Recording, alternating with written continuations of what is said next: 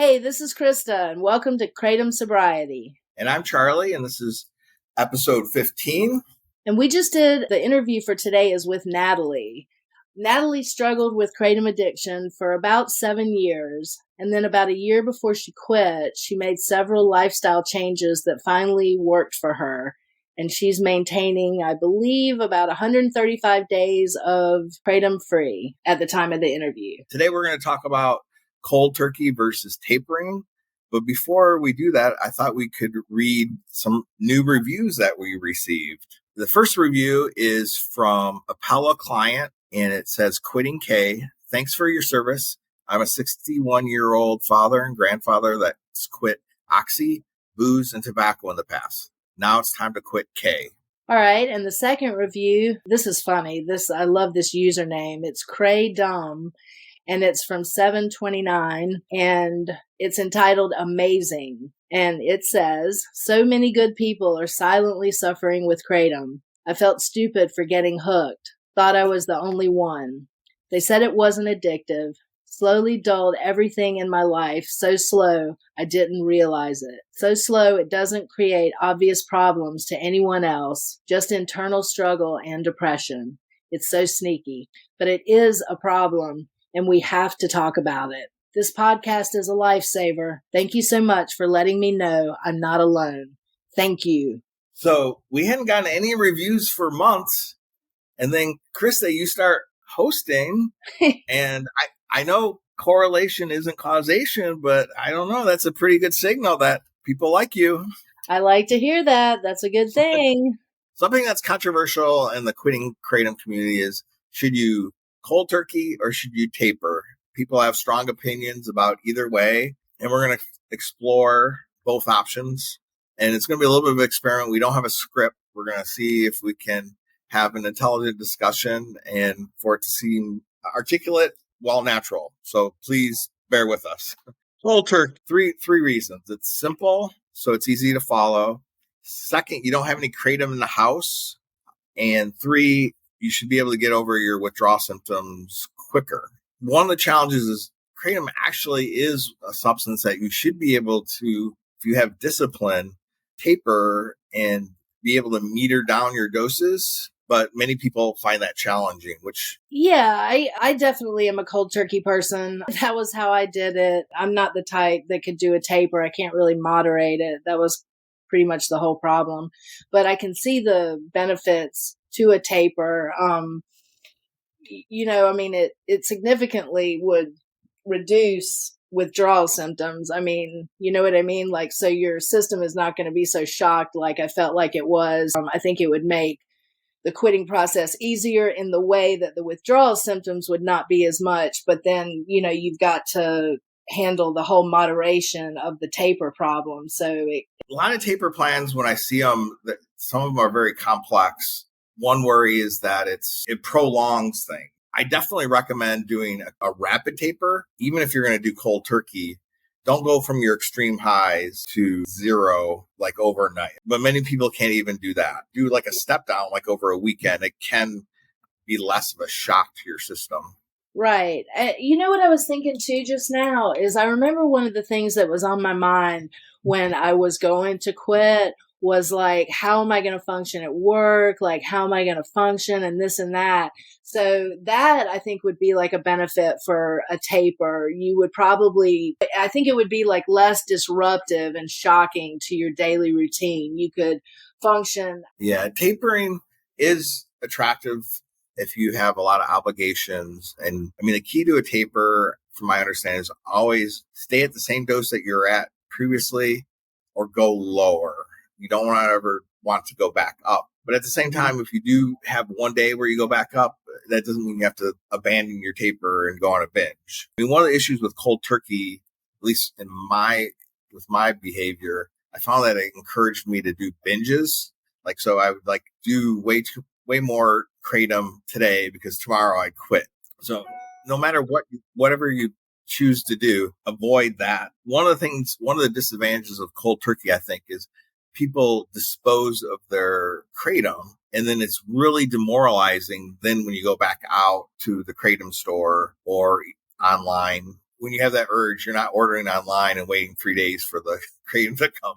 I think another thing about tapering is, it would give you the chance to adjust to like new things. I think like maybe if you were seeking, like if you were making lifestyle changes, like diet and exercise and things like that, like especially exercise, maybe like it would be hard to do cold turkey and then jump into an exercise routine. I mean, that's obviously not going to happen. But if you were doing a taper, you could maybe incorporate like other, coping mechanisms or lifestyle changes into your life while you reduce, kratom. So I think that's another benefit of tapering that you can consider if you can manage it. And start your supplements ahead of time and then start your tapering step down process. So when you do get down to zero, there's less of drop, and then you already have these good habits, and then your supplements should be kicking in then. There is a difference between powder versus extracts. I find in general, extract users often are more prone to do cold turkey, and powder users, on the other hand, tend to be more tapering.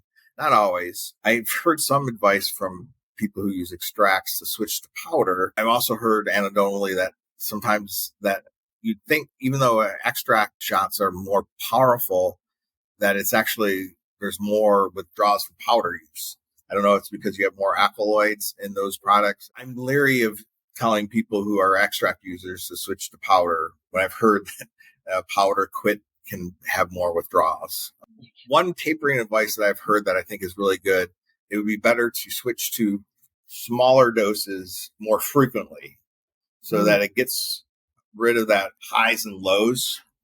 And then like, even if like you're up to, this would work with powder, but it also work with a tapering with extracts. If you're taking 4 a day, you could stick at 4 a day, but do a half a bottle 8 times a day instead of 4, even out your use, and then you can taper off, go from 8 to 7. I like that idea though. It's kind of like, the synonymous with staying ahead of like the pain and you know what I mean? Like you're kind of using it frequently throughout the day and you would stay ahead of the withdrawal too. I guess my main advice is try tapering first, but if it doesn't work, don't keep trying failed tapers. Then I would switch to cold turkey. And, I know some people swear by cold turkey because that pain that they were in for those 4 days or a week is so harsh that it helps them with their memory to stay off the stuff. I don't know if you necessarily need to go through that pain. And, a taper can definitely reduce that. And now we're on to the interview with Natalie.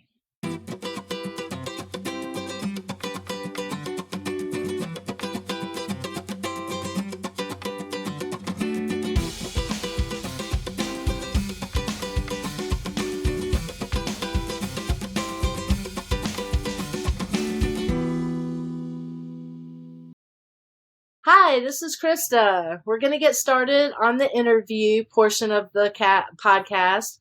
I've got Natalie with me today, and let's start, Natalie, with you introducing yourself and just tell us a little bit about you. Okay. Hey, my name's Natalie. I am a wife and a mom to 5 kids. I work as an EMT. I just, I love hanging out with the kids. I would prefer to stay home with them if I could, but that's not the world we live in today. So that's pretty much, who I am. So. Okay. So what are the ages of your kids? Like, what's the range? I have 2 12-year-olds, a 9-year-old, a 6-year-old, and then a 4-year-old. Wow. Okay. Very cool. And how long have you been an EMT? Well, I was started out doing dispatch. 7 years I've worked for the same company, and I've been an EMT for about 2 years. Okay. That's pretty, is it exciting? I mean, like a lot of stuff go on, or are you in a small town, or like, what's the job like where you are? So we're in a small town. So it's a lot of, we're kind of in a retirement community. So there's some exciting stuff sometimes, but a lot of it's, the older, folks that need, help or going, to the hospital. Like, just standard stuff. Yeah. All right. Well, let's start. Like, what's your kratom abstinence date, Natalie? When did you stop? Like, what's your date? Yeah, 135 days. That's amazing. That's good. We can just leave it at that, but I'm guessing like March sometime. Cool. So what was your first exposure to kratom? Like, how did you get introduced to it? Did you know about it? Like, how did that go? So I actually struggled with addiction issues in the past. So when I was deciding to finally get clean and sober for the first time, I was introduced I was in a women's like facility, and we would go to the gas station and buy the Viva Zen drinks. I had no idea there was kratom in them. I didn't know anything about that, but at first that's how it started out, was drinking, the Viva Zen drinks. And I kind of knew that I started knowing that I felt conviction about it. I even talked to my sponsor and I said, "Hey, what do you think about these?" And they were kind of newer. Nobody really knew about kratom. And she's like, "Well, I mean, unless you really, start getting dependent on them," which I kind of knew that was happening, or I wouldn't have brought it up to her. But, so that's kind of how it started, was from there.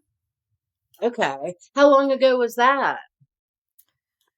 That has been over 7 years ago now. Okay. So that's been a while, like 2016. Yes. And yes. What's the drink called? I'm not familiar with it. So Viva Zen, they actually changed them, but the older ones is, when they first came out. And they're like just little, it's just like the OP Gold and all that. It's a less stronger version of that. It looks like a 5-hour energy drink is exactly what it looks like. Gotcha. Yeah. Which is so crazy because they have it in the gas stations probably by the 5-hour energy drink. So you're thinking, you know what I mean? Yeah, you don't even really realize what you're doing. Yeah. How did you feel kratom from the very first time you tried it? I mean, did you feel the effects of it, or what did you think about it? So with the Viva Zen drinks, yeah, it was like almost like a, mild opiate effect, but, it gave me energy, and, I felt like I could talk to people and be around people. The same thing that, I was prior, an opioid user. So it was very similar. And I thought, well, I'm still clean and sober, and this is great. Because it started out with the Viva Zen drinks, but eventually I went on to, doing the powder form mainly. So. Okay. And so you said you were an opioid user in the past, so you struggled with that before this happened? Yes. Yeah, back in the day, when I went through school, and I was a good kid, straight A student, I did all the things, the activities, and I went to college. I didn't really start doing or dabbling with any sort of drugs until I was like 19 or 20. And I was introduced because at first, I got a prescription for them. And then at first it was just a way to make money. Back in the day when people would go to the doctors and do all that, I was around for all that. So that was for a long time, years. And then I was on a MAT treatment. So I was actually on Suboxone. So when I was in treatment, I was actually on Suboxone. I was just going to detox for Suboxone to get off Suboxone because I wanted just to be done with everything. And then when I was in treatment with the girls, that was from that. Like, I left my hometown because I wanted to get away from everything and go and move to a different place in Kentucky. It was a couple hours away. So I lived up there, and that's where I got introduced to the Viva Zen drinks, which shortly turned into, and I was a diehard kratom advocate. Like, this stuff is amazing. There's nothing wrong with it for years and years. Like, you couldn't tell me different. So like, I can see, people online when you get on Reddit and you try to tell people the effects and the harmful effects, I was the person that, would say, well, you don't know what you're talking about, or you're using it wrong. And I don't want to completely bash it, because for a long time, I was still able to work on myself and personal development, you know what I mean? And I think everybody comes to a point where you start feeling convicted, like you start working on yourself and becoming a better version of yourself. And you're like, hey, this is wrong. This is not, what and then, you kind of flip that switch. so to say. But like when would you say it became a problem for you? I mean, was it like, did it build up pretty quickly, Natalie, or did it take like months, or what was like the progression of it like? yeah, so I used Kratom a total of 7 to 8 years. And I had a couple spouts of sobriety in between there. I was pregnant with my daughter, and I was able, at that point, I was already trying to quit, when I got pregnant. So I, it, right after her, even, I got prescribed pain medicine because I had a C-section, and I started right back up with it. So I really, even then, when I quit before, I was trying to quit before her, it was more or less because I was like getting flack from my husband now, but at the time we weren't married, and he's actually a drug rehab counselor. Oh, So interesting. yeah. So we had went to high school together. When I was living 2 hours away in Kentucky, I went through the treatment program. Sorry, I'll go back so you guys know kind of a little backstory. But when I went through the treatment program and I graduated that, and I had my own place and, lived out there, and I ordered Kratom online from, the same place every single time. It was just like a monthly bill, Mm-hmm. Every now and again I would buy like the OPMS extracts, but I tried to stay away from those because I knew, first they're expensive, and, I could see like, even if I took them like 1 to 2 days in a row, how that could quickly become like an issue. So I tended to just stick with the powder and ordering from online. And then, so to me, it wasn't really an issue because it was, to me, I thought, well, this isn't hurting anybody. It's not harming my finances. I can afford it. It's not out of control. So when I moved back to my hometown and I got with my now husband, I immediately tried to quit. And, when I knew that it became a problem was when I started using again. I'd lie about it, hide to go buy it, and, do all the things. Because before that I was single. So it was just, whatever, it didn't faze anybody. It was just me. And so those behaviors were obviously like a red flag. Mm-hmm. So we battled with that back and forth. And eventually, through working on like ourselves, both of ourselves, he came to a point where, he had gotten hurt a few times from finding out I was using Kratom again. And so he got to the point where he was just like, you'll quit whenever you quit, and that's up to you. I'm not going to like fight it anymore. And that was like a really like, eye-opening thing. And for years I had good intentions. Like I wanted to quit. After my son, I was like, started up again. And I was like, after a couple years of, battling with that, I really felt convicted. I was like, I have to quit. So I tried everything. So I did the whole, I'm going to make capsules. I'm going to taper. I'm going to do all these things, for forever, and none of that stuff worked. Tapering didn't work. I tried to quit cold turkey before, and that didn't really work. So, yeah, that's kind of like the backstory. Okay. Gotcha. Yeah, I can relate to, I mean, a lot of what you said. I mean, I think one of the things that kept me going for the amount of time that I did with Kratom was, you're able to function. I mean, better than like when you probably were an opiate user, you know what I mean? Or using like other substances. I mean, you can kind of you can function. I mean, everything's fine. Yeah. Did you have long-term sobriety when you were using opioids at all? Like, did you ever do any treatment? But I mean, you did treatment back then, you said, and then you moved. So yeah, just the Suboxone. I was on Suboxone for like 4 years. So like, it was like a gradual, like progress, like working on myself. Like I was out of like the drug world, doing the Suboxone thing, and then feeling convicted. Like, I don't want to be on Suboxone my whole life. I'm coming off of this. Then the same thing with the Kratom. Oh, this is awesome. Like doesn't have any harmful effect. And, I think I have ADHD and it helps with all these things. But of course, eventually you realize, So the past couple years, I realized that, it does not help me with anything. It was making things worse. It was making me snappy. It was making me lazy. All of these things. I had to like sneak off and take it. And it was just, an absolute mess. I mean, having to worry about taking it everywhere you go, like sneaking off into a closet. It's embarrassing, especially, once you come to the place where you're like, okay, you're just like shoveling this powder down your, throat all day long. So. Yeah.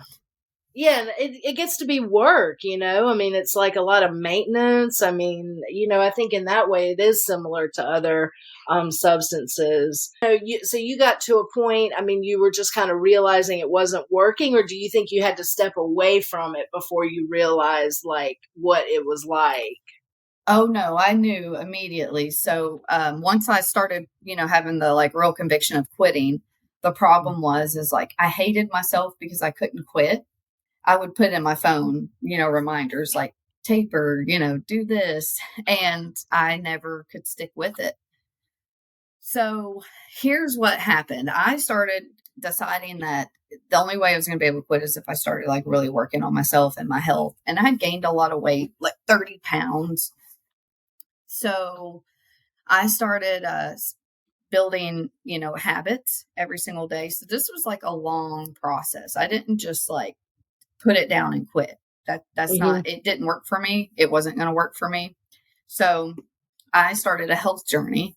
And it's not like I jumped right into the gym, but I just started becoming active. And every morning I'd wake up and I'd have like, a tea with, and then I'd make sure to drink like at least a protein shake, like every single morning. That was like my routine, and then read the Bible. And I really started getting into reading the Bible. I've always been a Christian, and I know not everybody is, a Christian or believes in God, and that's okay. But it's just whatever works for you. You can read a motivational book. You can read self-help books. It's just whatever will work for you. And for me, it was the Bible. And once I started really getting into the Word and reading self-help books and, like doing that every single day consistently. Sure, I'd miss days, but like that was my like, I'm going to get up, I'm going to do this. And in one of my motivational books, they had talked about like, if you really want to like they broke down like habits and why you start them. And if you really want to like get rid of the habit, you have to like start hating it. And so every time I took Kratom, I literally like tell myself, I hate this stuff. I don't want to do this stuff. And I now like hate it, like loathe Kratom. And so every time I would take it, I would say, well, how am I feeling? Why am I taking this? Why am I doing this?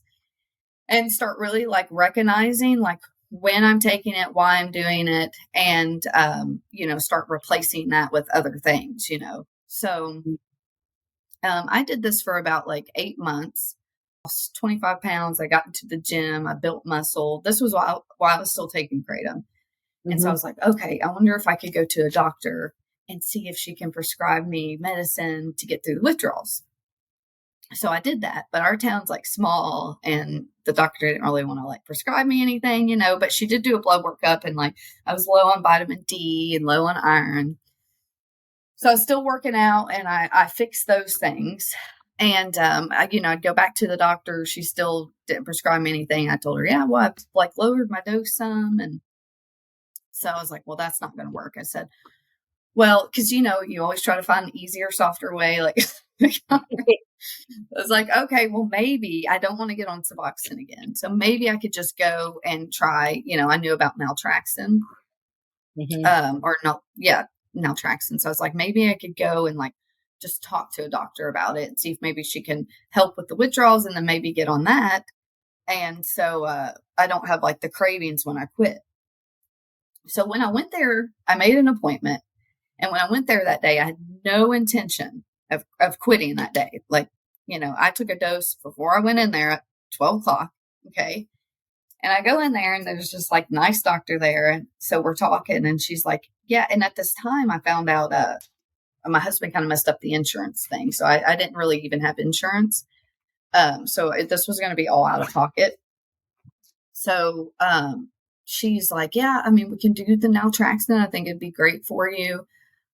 She couldn't prescribe anything for like the withdrawals really. And I Mhm. was like, do you think that maybe I could take Suboxone for like a week to get through the withdrawals? She's like, I don't think that'd be a good idea. I was like, I don't think it'd be a good idea either. She's like, now I do have this new medicine. It's called Lucimera. So, have you heard of Lucimera? Yeah, I mean a little bit. I don't know a whole lot about it. How Yeah. did it So, help? Did it help? well, essentially, it's just like clotidine. It's a beta blocker. Okay. It's so expensive. Like you cannot afford it if you just try to go like buy it from the pharmacy. But she'd give me a sample with like 36 pills in it. But it's lowers your blood pressure, and I Okay, already yeah. have low blood pressure.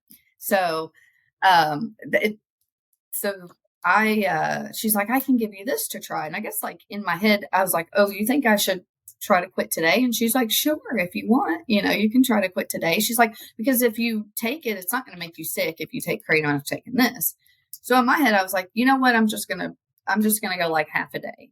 See, Mhm. so I walked out of there and I would have never been able to do this before. I don't know. Like literally I could not go 3 hours, for years. So I just left that day and I was just so done with it.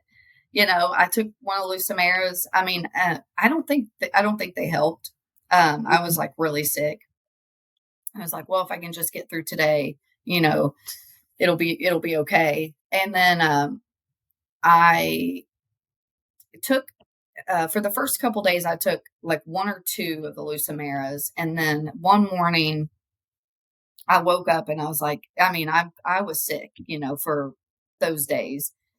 And I woke up, I was like, maybe I should try to go to the gym and just like stretch. I'm not going to do any like strenuous workouts, maybe just walk, even though it was like forcing myself to go. I knew I had to do that. And then like I was at the gym and I passed out. So I couldn't take that anymore. My blood pressure was just, Oh. plus I was so sick. My body was just like, Mhm. so, so I just one day turned into 2 days, turned into 3 days. I had to go back to work on the fourth day. I ended up getting, like some fluids and stuff. But other than that, yeah, I just ended up quitting. And surprisingly, yeah, it was amazing. I just kept like holding on, like I'm going to get through this day, and then I told my husband, and, like after that, it's already like, okay, he's holding out hope. And Yeah. yeah, so it was definitely rough. The first couple weeks was the roughest part. But things that I would do to help would be, if I could give anybody advice, it was I stayed in my car a lot because my car was really warm and I get really cold anyways. And when I get cold, I get uncomfortable. And I had like seat warmers, so my back hurt all the time. And my kids were in a lot of sports. I had to take them to sports anyways, so I would just drive around, listen to music, sit in my hot car. Like if I got really uncomfortable, I'd go sit in my hot car, or take a hot shower, Yeah. just sit outside in the sun, and I just, the house got messy. I have kids. Sometimes I fed them McDonald's. I mean, just whatever it took, to get through those first couple weeks. I just tried not to worry about that because I knew in the end I was going to be a better person, a better mom. I was going to be able to get everything, eventually caught up. And it was, be more effective than being on kratom for the rest, of eternity. So Yeah. So it sounds like you got really mindful, like when you were taking it. yes, Like you weren't just taking it. I mean, as like a habit or not thinking about it. Like that yeah, I had to sounds. get, Yeah, that's really good. I think. I mean, and the part about being done, I think that's where a lot of people have to get to that point where it's like no matter what, you're just done. You know what I mean? And yeah, you're just done. Yeah. Because the few times that I tried to quit before, first of all, my mental health wasn't good those times, anyways. So anything that would happen, like wouldn't be able to deal with it. So I'd deal with it by taking kratom again. But Mhm. also in those times, like I still didn't think of kratom as a bad thing. So when I quit, it was like I wasn't quitting because I saw all the bad that Kratom was doing, at this time, it's like, I knew that I would be a better person without Kratom. Like, I knew that I didn't need Kratom anymore. I literally knew that it's just because of my physical dependency at this point, and I can, get through it. So, what do you think got you to that point? Like do you remember like when you realized like, hey, did anything particular happen, or was it just a buildup of, you said you had some behaviors that were kind of like red flags, like, oh my gosh, this is what I'm doing now. Did it start yeah, then or? yeah. I just like, it was kind of a slow progression, but, I thought that, once I went and started like getting checked up at the doctor, I thought that I had ADHD and maybe I was taking Kratom to like combat that and, all these things. But I think really when I started getting into like the word and the Bible, I learned that, it was just a sin issue, and I can deal with all these things in other ways, even if I do Mhm. have ADHD, and even if I do, have these things, it was just making it worse, you know? And I was just like, once I started getting healthier, I knew it was affecting my health. My teeth have gotten bad because of it. It was just, I knew it was running down my body. There's no way that that could be healthy. I was taking really high amounts, every single day Mhm. for years, and it dehydrates you. And so I just knew that if I did not, and then, when you're on the site with all these people and you see everybody's stories, it gets kind of scary because, people are having seizures. And it's like, Mhm. when am I going to be that person? Because I don't want to say I never took extracts. I went all the time and got OPMS and, did stuff like that, and sometimes I would take them for a week at a time, and so that stuff wasn't good, Mhm. so Yeah, it definitely catches up. There's no yeah, doubt, I think. So, it sounds like you were doing a lot of things. I think that's amazing. You were doing like the exercise. It sounds like you had made some lifestyle changes as far as like, diet and eating went. yes, You were incorporating like Bible study and those, that kind of support into your life. yeah. You were using mindfulness. You really did a lot of like really good things. Is there anything else you would, suggest to anybody, like try this, or is there anything else that worked for you that you feel like you haven't mentioned or?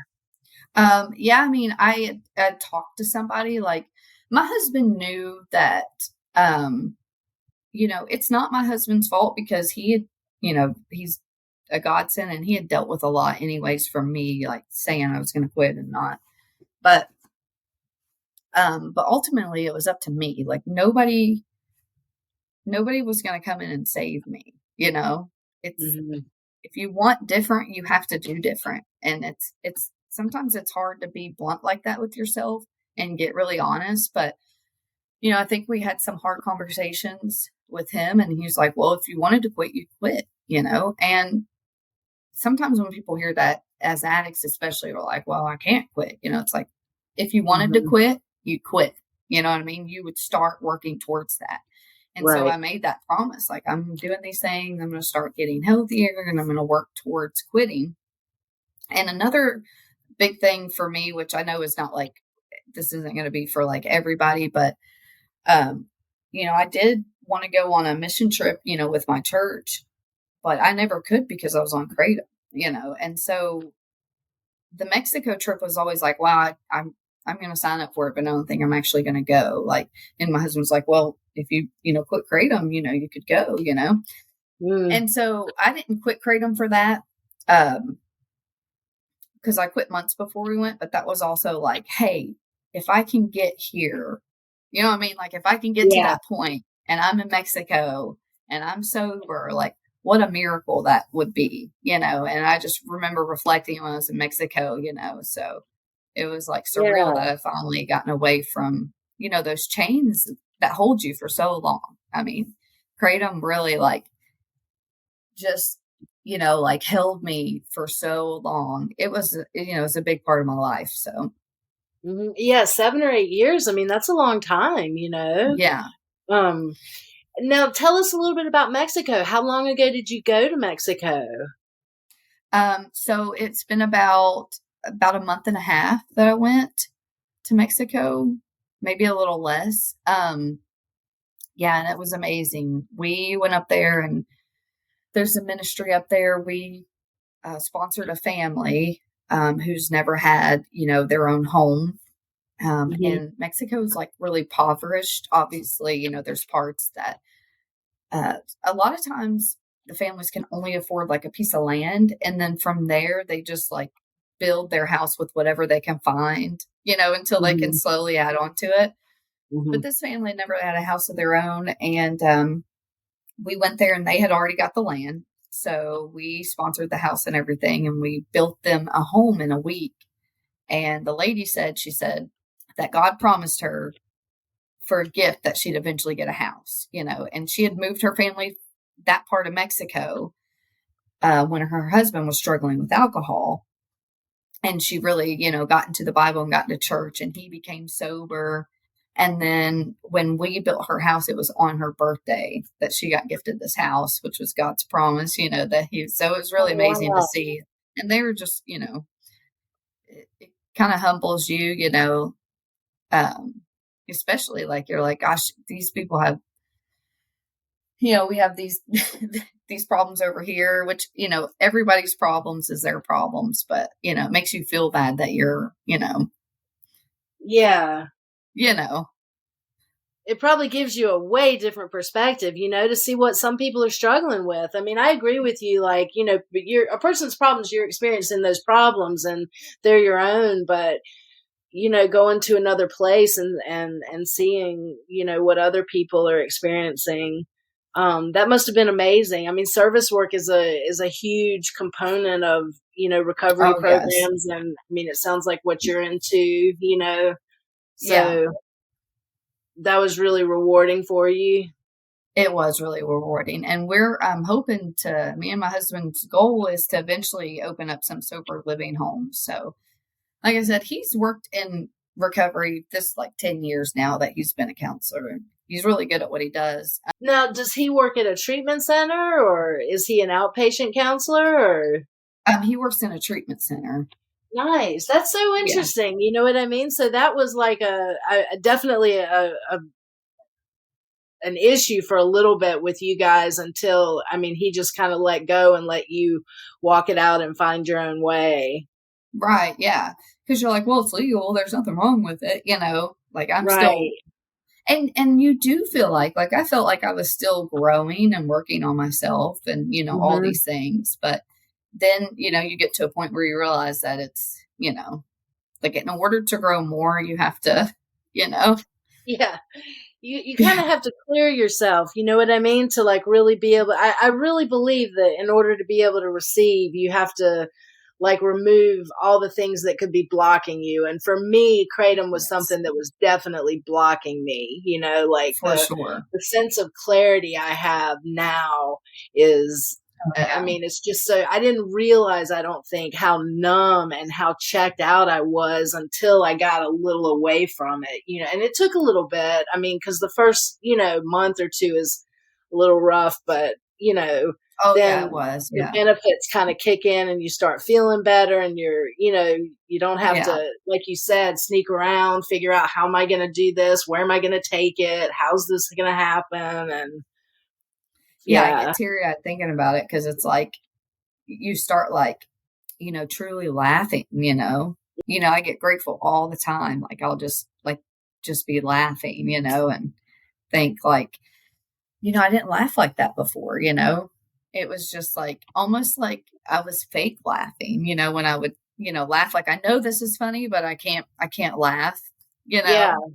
And so Yeah. the last couple months I've really like started like laughing and like getting this like because I've always been like a hyper positive person, and so that's starting to like really like come back to the surface, and I know it's going to take a lot of time and Mm-hmm. you know, That's but amazing though. I mean, that gives hope for people. It's not like you have to have a year off of this or 2 years or, yes, I mean, you've got 135 days and I mean, look at where you're at. I mean, you went to Mexico and built a house and did some amazing, yes, mission work. And I mean, you're still exercising, eating healthy, doing those kind of things. yes. And Yeah. I think that is, I want to like say this, it's not about like losing weight at all. It's about what you put in your body is what your body's going to give to you. And you are not, it is so much harder to quit something like that when you're feeding your body full of like junk, it is. Mm-hmm. And it's like, I think I came to that realization, like in the field that I work in, I see so many sick people at such a young age. And a lot of it's like what they've just done to their bodies. And so I know that's not like me going on this rant, but try that, try eating a little cleaner, even if it's just like cutting out pop or, slowly. Like I didn't do it Mm-hmm. overnight. This has been like, it was a long, process to where I was like, okay, I'm going to try to cut out pop. I'm going to, just start eating cleaner, so. Yeah. That's the way to do it too. I know sometimes I struggle with like kind of all or nothing, so it's like taking some of those action steps, but, maybe doing this and knocking out that and doing it a little slowly is probably a more manageable way. So you don't set yourself up to take on too much and then stop. Yes. Getting the doctor, like going to a doctor and seeing what you're deficient on, because kratom obviously like just depletes your body. My iron was so Hmm. low that I needed like blood transfusions, and couldn't afford that, but I got some supplements off Amazon, iron pills that were like gentle on my stomach, and took those for like 2 months to get it back. But that alone, like no wonder I was taking so much cream. Probably had no energy. My iron was so low. I was waking up like every hour on the night, and I didn't realize that was caused from the iron. So Hmm. just so many things, obviously vitamin D, that does a lot to you too. So like starting to work to get your body back in order before you just quit is going to make it a lot easier if like you're working towards something like, okay. Yeah, I agree with you. Absolutely. I mean, the idea of getting the lab work, going to see a doctor, I think whenever, I mean, I think that's always like a really important part of recovery, especially like early on recovery and figuring out like, what's going on. Yeah.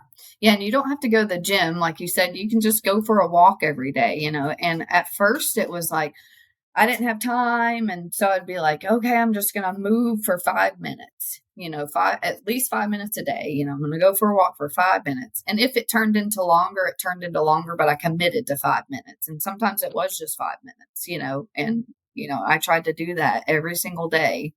Maybe I missed a few days, but the majority of the time, that's how it started. And now, I'm at the gym, that's a non-negotiable, because it helps, with so many things. It helps with my anxiety and all that. So, Mhm. Yeah, absolutely. I work as a mental health counselor, and I mean the benefits of exercise, like you said, I mean, just taking a walk. I mean, committing to 5 minutes. I love that. That's completely manageable. Anybody can yeah, do that, and that's a great way to start.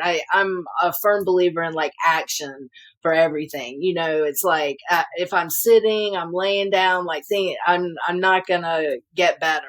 I've got to get up. I've got to do something. I've got, you know what I mean? I've got to take action steps to make progress and keep moving forward. What's your go-to music when you're, having a bad day? What do you like to listen to? so I love all kinds of music. Right now, I've been listening to a lot of Noah Kahn, which, if you look him up, he's amazing. I love him. But I listen to all kinds of stuff. My favorite band is the Pixies and Modest Mouse. I love Mm. Dinosaur Jr., Built to Spill. I can listen to, really anything, 90s. I love the old. When I first quit, I would sit there and watch in my car and listen. It was awful. I would like go back through if you go back and listen to these 90s alternative songs, like Candlebox, stuff like that, and go read the YouTube comments. I mean, I would just cry and cry and cry. It was just like so sad. Because, people would be talking about like their memories with these songs and their family dying, and they made like a mix. I mean, just all this stuff. And so it was almost like therapeutic, like at first, in the beginning I do that for hours a day. So. Oh, that's awesome. I love the Pixies. Good call on that one. Oh, yeah. I love the Pixies. It's hard to believe that music is like 30, 35 years old. I mean, oh my God, that makes me feel like, you know what I mean? Yes. Like, that's kind of scary to think how long ago that was. I hear some of that music and I'm like, I don't know. It just doesn't seem like it was that long ago. I know. It's crazy. I actually saw the Pixies because they had broke up. So I never thought that I would see them. But when I was younger, years ago, they did like a reunion tour. And this was before, I was like young. Yeah. I had another person that I just ran into that just happened to love the Pixies. And he was like, months later, got a hold of me. He's like, they're doing a reunion tour in Chicago. I'll drive. I was like, let's go. And we saw, we saw them do the whole album of Doolittle live, which is my favorite album. On. Yeah, absolutely. So, that was awesome. Oh, that's so cool. Any advice for somebody, I mean, everybody out there who's trying to quit this or thinking about, going to quit it. I mean, is there anything you've got to offer besides, I mean, everything you've offered already has been so good. So, yeah. So I know I've talked to like a lot of positive and that like it seemed like I did all these things and then quit. But I do want to say like, I still have struggles. I still have issues, and we, building up tools to help like deal with those things instead of turning to, Kratom. So the big thing is like, know that it's going to be hard and it's not going to feel good. And that if you just embrace that and try to, use that as like a tool to like push you forward, like you're going to get through this and it's going to get better. And when I quit, I think for like, there was like a few weeks I'd never been more stressed out in my entire life. It's like, I thought everything get better, and that's not how it works. It's not reality. So I just want to remind everybody of that. And like, I struggled like with like dealing with like got all this anxiety because I mean, it probably was worse because I was just newly like 60 days sober, and I just remember like having the worst anxiety about everything, like little stuff that would never bother me before, just like being so stressed and anxious and like, so that's where like a lot of, when I say like, just spend 5 minutes taking a walk, like that stuff that's a tool that can help, like be able to like release, like your body is like releasing those things, and it's helping you, but yeah, so that's all. I just want to remind everybody, like, it's not easy. It's not going to be a walk in the park, and just go in knowing that you're ready to like get through this. And, even the hardest days, even the anxiety and stress. And even when I felt like, God, that is so hard, it was still better, a million times better than taking, the green sludge every single day. So. Absolutely. I think that's a great point too, because I know for me, like Kratom was the way I was coping. So it was like when I took that away, my ability to cope was gone. And it was like, there's that void kind of area between before I got,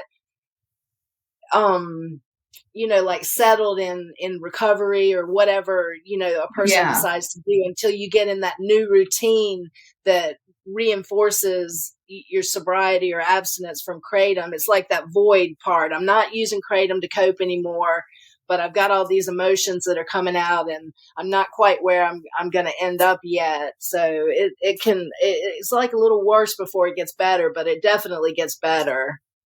Yeah. Yeah. And I remember seeing everybody like, that would quit, on the sites, and, I know it's like hard to like hear, but like literally if I can do it, you can do it, and it's, I feel like it took just a little more work. I wasn't one of those people that could just, like, okay, I'm going to quit this day and quit. I literally had to work on myself for like an entire year before I was like Mm-hmm. prepared to, quit. So I just want to say, like, even if you haven't quit yet, like, start working on yourself. Like, you Mm-hmm. can, just because you haven't quit Kratom doesn't make you a bad person. You can start working on yourself and, eventually, come to the point where, you're done with it. So, Yeah, absolutely. A lot of hope in that. A lot of hope in what you said today. yeah, That's a great thing. Anything you want to add before we wrap things up? I'm rooting for everybody and I hope that, everybody can get free if you're struggling with it. Yeah, absolutely. Well, I think this was great. I mean, I know you definitely helped some people out there. And so, definitely feel good about this. I appreciate you sharing your experience, strength, and hope with us today. And that's all I've got. So I guess we'll call it a Okay. day. Natalie, it was great talking to you and hearing everything, and good luck. Thank you guys for doing this and bringing awareness. So,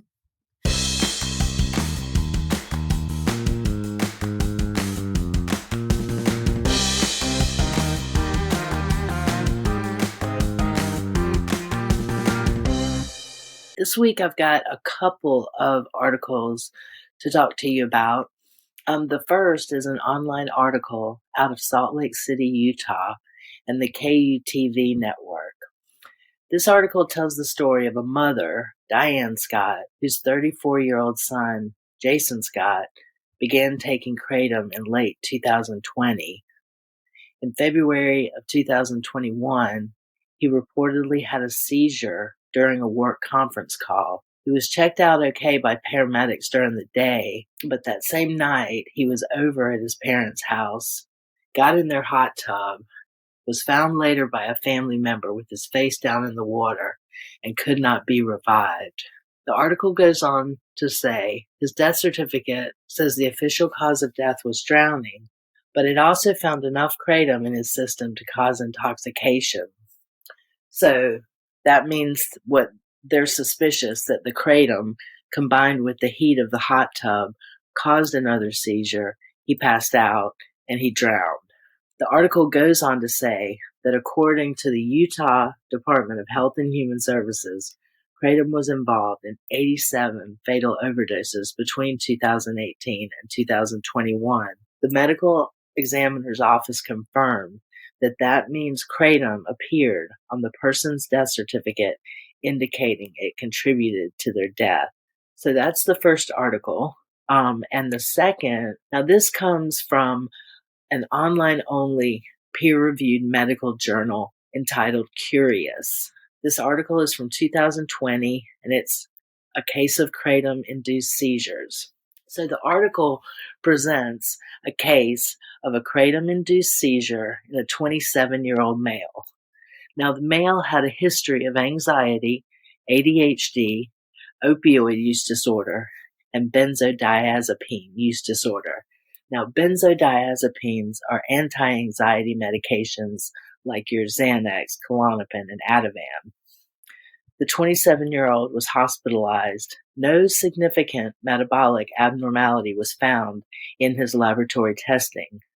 His spinal cord and brain imaging were unremarkable. Upon evaluation, he reported racing thoughts, significant anxiety, and insomnia.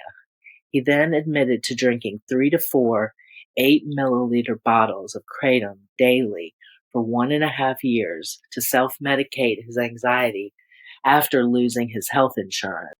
There were a few additional points made in the article that I thought were interesting.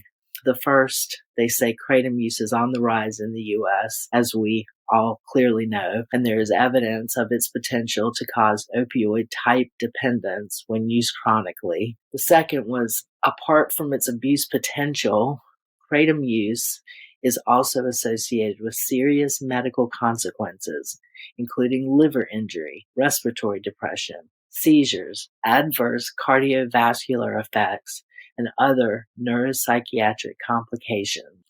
So this case report suggests that awareness be increased in the medical community on the risk of these conditions, particularly seizures with chronic use of kratom. And the last point they make is that kratom's relative unknown safety profile, so we don't know a lot about how safe it is, and its easy availability make it necessary that we provide further research be conducted to provide additional insight into the appropriate measures that need to be taken regarding regulatory control. So a couple of good articles there on kratom and seizures. Got some good information there.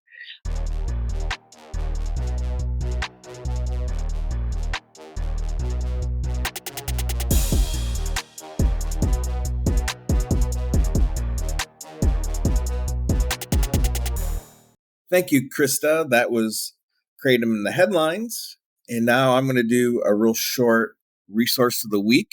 Last week, Andrew Huberman did a Ask Me Anything on YouTube about kratom. It was sort of a lightning rod. It came out really strongly with a warning about kratom. His analysis included that for all essential purposes, kratom acts like an opioid. It interacts with the same receptors. He also suggested that it can be highly addictive for some people. He made the argument that just saying that kratom is safer than other substances isn't necessarily a legitimate argument for its safety because it has its own risk factors on its own. And he said that it can be especially dangerous if combined with opioids and alcohol. Clip here that I'll play from it. It can be a trap in the sense that people who have never taken other opioids can become addicted to kratom itself. That is absolutely clear. That can happen. It has happened in a great number of people. It's also clear that kratom can potentially be a trap. Notice I said potentially, because if people are trying to come off other more potent forms of opioids and then they use kratom to do that, well, then they're just using a different form of morphine and hydrocodone. But the potency is about 1/6 of hydrocodone. So my advice would be, if you haven't touched kratom, don't touch it at all, ever. So again, like Dr. Drew a couple months ago, my viewpoint of kratom isn't as strident as that. I do know some people that use it for pain relief or at low doses as a medicine, and they're not addicted to it. But I am of the belief that it is not a harmless substance, and I think the industry should not market it as non-addictive. And I think there should be more alarm about the risks that people face taking kratom, and that I think people with a history of substance abuse are especially vulnerable to kratom.